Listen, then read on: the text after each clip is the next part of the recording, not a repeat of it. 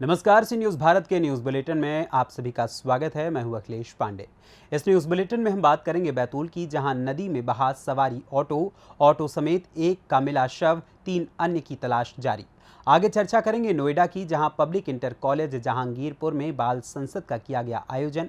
साथ ही बात होगी रतलाम की, जहां जावरा के कोठारी ज्वेलर्स की दुकान से चोरों ने की लगभग 5 करोड़ की चोरी। और भी तमाम खबरों पर आइए विस्तार से करते हैं चर्चा।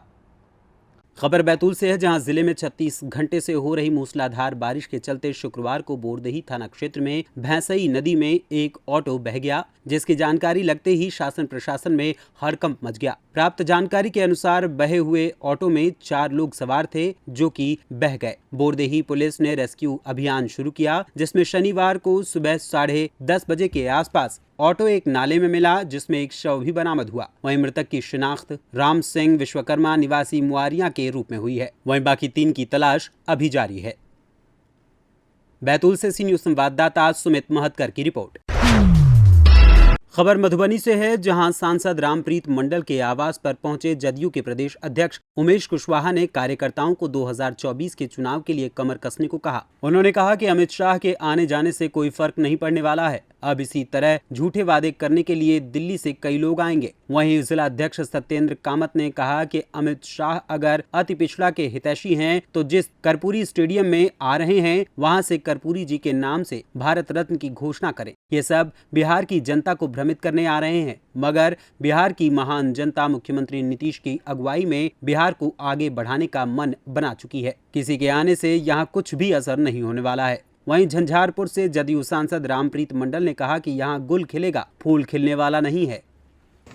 और कर्पूरी चर्चा की गई। कर्पूरी चर्चा के माध्यम से सामाजिक एकजुटता और राजनीतिक जागरूकता के माध्यम से जनता कर्पूरी ठाकुर जी के विचारों को, जो हमारे नेता ने आकार देने का काम किया है, माननीय मुख्यमंत्री नीतीश कुमार जी, उनके 18 वर्षों के काम को गांव-गांव तक, जन-जन तक पहुंचाने का हम लोगों ने संकल्प लिया है। भाजपा हटाओ देश बचाओ, इसका जो आगाज हुआ हमारे नेता ने दिया है, इसके लिए हम लोग एकजुट हुए हैं और तमाम लोगों को जो है संविधान बचाओ, देश बचाओ, तो सारी मुद्दों पर चर्चा हुई।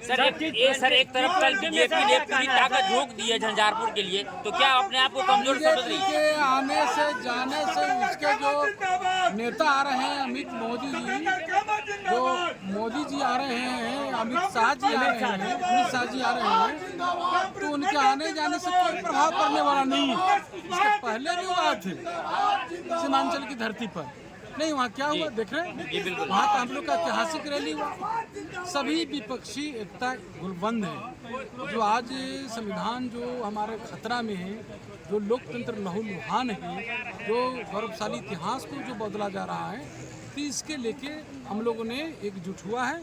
जो आपका मौलिक अधिकार जो बाबा साहब ने दिया है, वो आज खतरा में है, इसको बचाना जरूरी है। सर दूसरी तरफ सर नित्यानंद जी लोगों के बीच जाके यादव का नेता बता रहे हैं, उस पर क्या कहेंगे सर?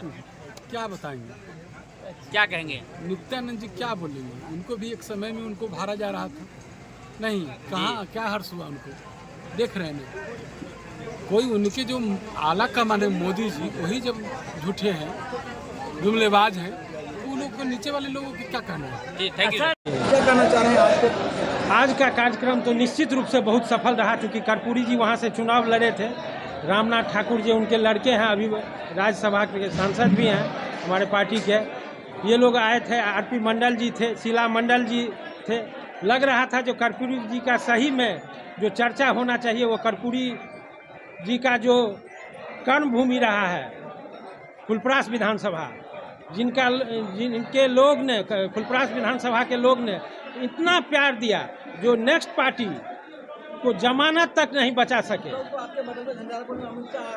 तो हम तो मांग कर रहे हैं उनसे भी, माननीय गृह मंत्री से, कि कल आप आ रहे हैं कर्पूरी स्टेडियम में और बिहार सरकार का पैसा लगा हुआ है, इसलिए हमारी मांग है और जनता दल यू परिवार मांग कर रही है, जो उनका जो है सो भारत रत्न कर्पूरी ठाकुर को मिले। और कल वो अमित शाह यदि सही माने में अति पिछड़ा के हितैषी हैं, तो वो कल घोषणा करे जो कर्पूरी जी को भारत रत्न हम दिलाएंगे। ये तो बहुत पहले मिल जाना चाहिए कर्पूरी जी को, लेकिन अभी भी नहीं मिला है, तो उनको तो मिलना चाहिए ना अब, चूँकि वो कर्पूरी स्टेडियम में आ रहे हैं। और बिहार सरकार का पैसा है, न कि भारत सरकार का पैसा। मैं स्वागत करता हूँ आज जननायक कर्पूरी जी के चर्चा के जो हमारे प्रोग्राम था हम लोगों का बेल्हा में, जिसमें हमारे माननीय प्रदेश अध्यक्ष उमेश कुशवाहा जी आए थे, हमारे जिला अध्यक्ष श्री सत्येंद्र कामत जी, रामविलास कामत जी, उसके बाद शीला मंडल जी माननीय मंत्री, बहुत सारे लोग आए थे, रामनाथ ठाकुर जी जो हमारे स्वर्गीय कर्पूरी ठाकुर के बेटा तथा राज्यसभा के सदस्य हैं। मेरे कहने का मतलब ये है आज झंडा फहराए। मधुबनी से सी न्यूज़ संवाददाता इजहार की रिपोर्ट।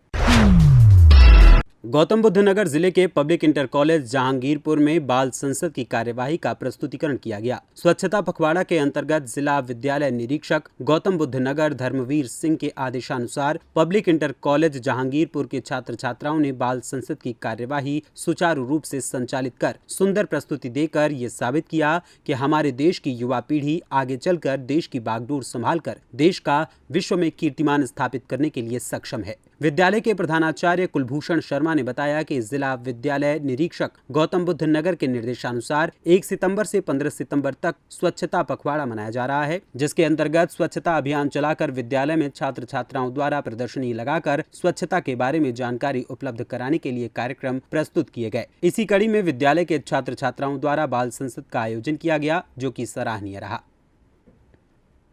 नोएडा से सी न्यूज़ संवाददाता योगेश कुमार शर्मा की रिपोर्ट। खबर मध्य प्रदेश के रतलाम से है, जहां रतलाम जिले के जावरा में बीती रात पूर्व गृह मंत्री हिम्मत कोठारी के भतीजे की दुकान कोठारी ज्वेलर्स में करोड़ों की चोरी की गई। जी हां, जावरा बजाज खाना स्थित कोठारी ज्वेलर्स पर करोड़ों की चोरी हुई, जिसमें चोर दुकान के पीछे से दुकान के अंदर घुसे और दुकान में रखी करोड़ों की सोने चांदी के ज्वेलर्स उड़ा ले गए। जानकारी के अनुसार 4 से 5 किलो सोना और 3 से 4 क्विंटल चांदी बदमाश ले उड़े। करीब 5 करोड़ की चोरी बताई जा रही है। आपको बता दें कि व्यापारी महासंघ अध्यक्ष प्रकाश कोठारी के मकान निर्माण का कार्य चल रहा था, जहां जावरा के कमलीपुरा में पीछे के रास्ते से चोर दुकान में घुसे थे। चोर इतने शातिर थे कि दुकान में लगे सीसीटीवी कैमरे और डीवीआर को खोलकर भी अपने साथ ले गए। वहीं एडिशनल एसपी, सीएसपी सहित पुलिस अमला सूचना पाकर मौके पर पहुंचा और जांच में जुट गया। रतलाम मध्य प्रदेश से सी न्यूज़ संवाददाता हुसैन खान की रिपोर्ट। खबर पन्ना जिले से है, जहां खूंखार भालुओं के द्वारा लोगों पर जानलेवा हमला करने के मामले थमने का नाम नहीं ले रहे हैं। कुछ माह पूर्व पन्ना जिला मुख्यालय में एक खूंखार भालू ने मंदिर दर्शन करने गए पति पत्नी को मौत के घाट उतार दिया था, तो आज फिर एक चरवाहे पर भालुओं ने जानलेवा हमला कर दिया। बता दें कि प्राप्त जानकारी के अनुसार हरकेश सिंह उम्र 48 वर्ष निवासी कलदा श्यामगिरी, जो अपनी बकरियों को चराने के लिए जंगल गया हुआ था, तभी उस पर झाड़ियों के पीछे घात लगाए बैठे 2 भालुओं ने जानलेवा हमला कर दिया। किसी तरह चरवाही ने अपनी जान बचाई और घर पहुंचा, जिसके बाद परिजन उसे सामुदायिक स्वास्थ्य केंद्र सलेहा लेकर पहुंचे, जहां उसकी हालत नाजुक होने की वजह से उसे प्राथमिक उपचार के बाद जिला चिकित्सालय पन्ना रेफर कर दिया गया। घटना में चरवाही के सिर, कंधे और हाथ में गंभीर चोटें आई हैं। परिजनों ने बताया कि हमला इतना जबरदस्त था कि चरवाही के सिर की पूरी चमड़ी निकल गई थी। भालू काटा। कितने भालू थे? 2। तो कहाँ गए थे ये भैया? बकरी में थे। बकरी चराने? हाँ। कहाँ पे?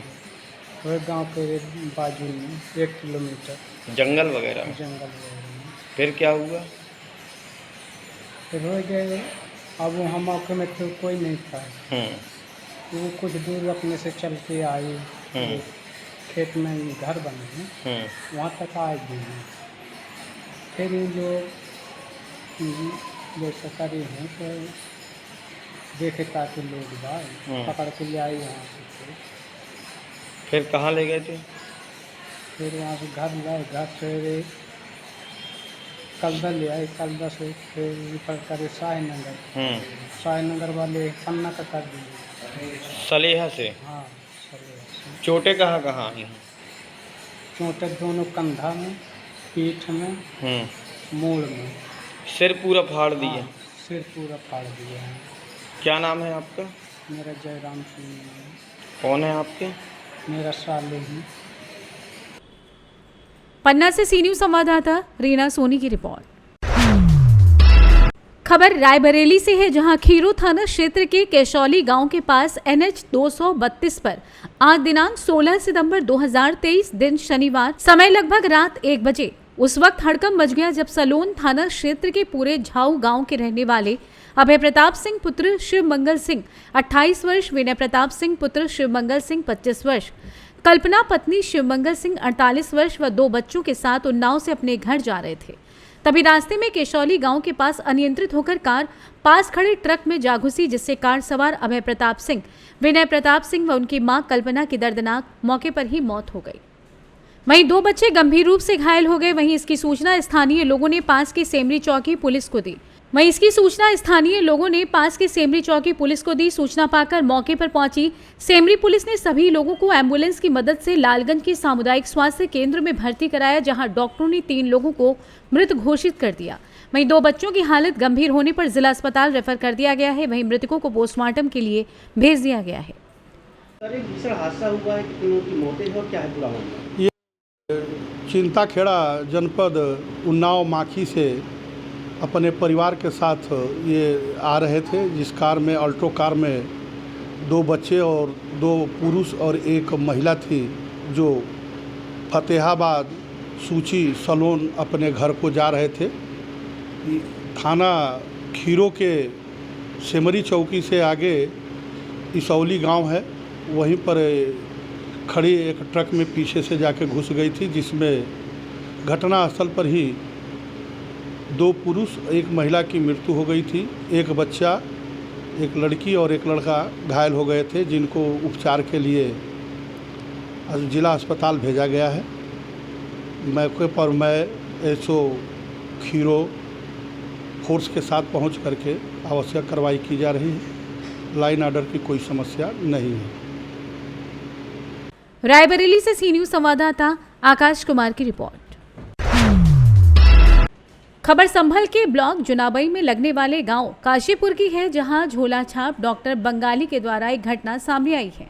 जहां बता दें कि मामला बीते दिन का है, जहां दानवीर उर्फ रूपराम पुत्र नरेश निवासी ग्राम काशीपुर थाना जुनाबई जिला संभल ने 11/9/2023 को गांव में ही डॉक्टर कुसार विश्वाल, जिसका क्लिनिक काशीपुर में है, डॉक्टर जो कि कोलकाता में है, रामपाल पुत्र ब्रजलाल के मकान में रहता है। जब दानवीर सिंह उर्फ रूपराम को बुखार आया और बुखार की दवाई डॉक्टर कुमार विश्वास से ली गई, तो डॉक्टर ने कुछ टैबलेट दी और इंजेक्शन कूल्हे में लगाया।